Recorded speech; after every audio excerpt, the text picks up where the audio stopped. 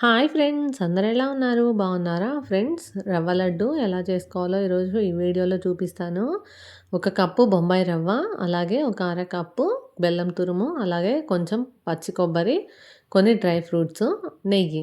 ఇప్పుడు మనం తయారీ విధానం: ఒక ప్యాన్ పెట్టుకొని ఇప్పుడు మనం తీసుకున్న నెయ్యిని కూడా ప్యాన్లో వేసుకుందాం. అలాగే మనం ఇందాక కట్ చేసి పెట్టుకున్న డ్రై ఫ్రూట్స్ ఉన్నాయి కదా, అవి కూడా ప్యాన్లో వేసుకుందాం. కొంచెం గోల్డెన్ బ్రౌన్ కలర్ వచ్చేంత వరకు మనం డ్రై ఫ్రూట్స్ని ఫ్రై చేసుకుందాం. చూడండి, మనకి golden brown colour dry fruits fry అయిపోయినాయి కాబట్టి ఇప్పుడు వేరే బౌల్లోకి తీసుకొని ఇప్పుడు మనం ఇందాక తీసుకున్న బొంబాయి రవ్వను కూడా అదే నెయ్యిలో వేసుకొని ఫ్రై చేసుకుందాం. రవ్వ అనేది ఒక 6 to 7 మినిట్స్ వరకు ఫ్రై అవ్వాలి. రవ్వ ఎంత బాగా ఫ్రై అయితే రవ్వ లడ్డు అనేది అంత టేస్టీగా ఉంటుంది. మనం మంటని లో ఫ్లేమ్లో పెట్టుకొని ఒక 5 to 6, 7 మినిట్స్ ఫ్రై చేసుకుందాం. అలాగే మనం ఇందాక పచ్చి కొబ్బరి తురుము కూడా తీసుకున్నాం కదా, ఇప్పుడు ఈ రవ్వలోనే వేసుకొని కొబ్బరి తురుము అనేది మాడకుండా మనం ఒక 2-3 మినిట్స్ ఫ్రై చేసుకోవాలి. చూడండి, మనకిప్పుడు ఇంకొక 3 మినిట్స్ ఫ్రై చేసుకొని మనం రవ్వని మనం పక్కన పెట్టేసుకుందాం. ఫ్రెండ్స్, మనకి రవ్వ అనేది ఫ్రై అయిపోయింది. చూడండి, మనకి కలర్లో వస్తే సరిపోతుంది. ఇప్పుడు మనం దీన్ని మనం పక్కన పెట్టేసుకుందాం. ఇంకొక ప్యాన్ పెట్టుకొని మనం ఇందాక బెల్లం తురుము పక్కన పెట్టుకున్నాం కదా, బెల్లం తురుము కూడా వేసుకొని ఒక 2 స్పూన్స్ వాటర్ వేసుకుందాం. ఎక్కువ వాటర్ వేసుకోవద్దు. ఓన్లీ మనకు బెల్లం పాకం రానవసరం లేదు, బెల్లం అంతా మెల్ట్ అయిపోతే సరిపోతుంది.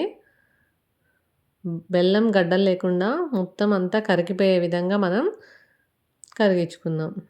చూడండి, మనకి ఆల్మోస్ట్ బెల్లం కూడా కరిగిపోయింది.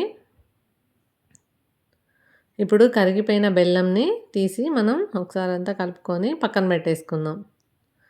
చూడండి, మనకి ఈ విధంగా బెల్లం అనేది ఉండలు లేకుండా కరిగిపోతే సరిపోతుంది. మనం ఇందాక ఫ్రై చేసి పెట్టుకున్న రవ్వ ఉంది కదా, ఇది కూడా చల్లారిపోయింది.